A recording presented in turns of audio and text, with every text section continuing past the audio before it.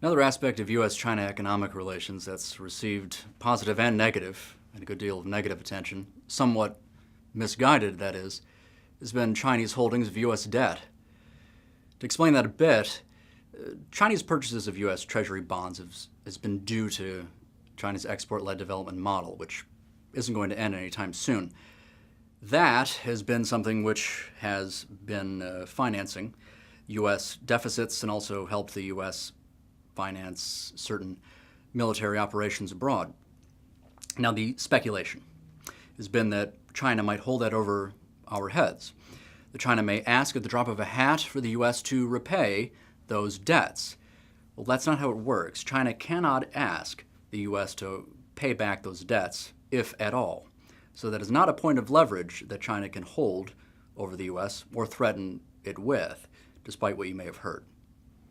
Lastly, what's gotten a lot of negative attention, some of which is misguided, is the Chinese versus the U.S. currency and issues surrounding it. A contention that has been kind of popularized over time is that China is manipulating its currency to gain a market advantage over the U.S. and other countries. It's not quite that simple. First of all, the Chinese currency has appreciated a great deal, as shown in this graph, and particularly before 2009 against the U.S. dollar. But even so, what's more important is the nominal versus the real exchange rate. Here's why this distinction is important.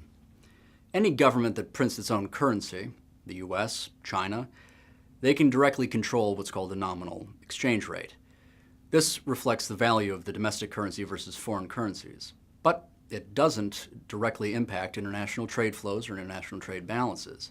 What does, however, is the real exchange rate. This reflects how firms price goods, but governments don't directly influence it.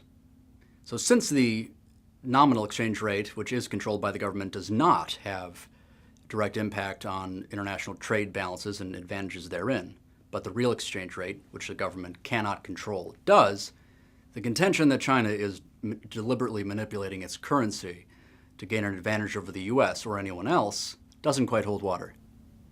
Well, that's all from me, folks. See you again soon. I'm Ben Leffel.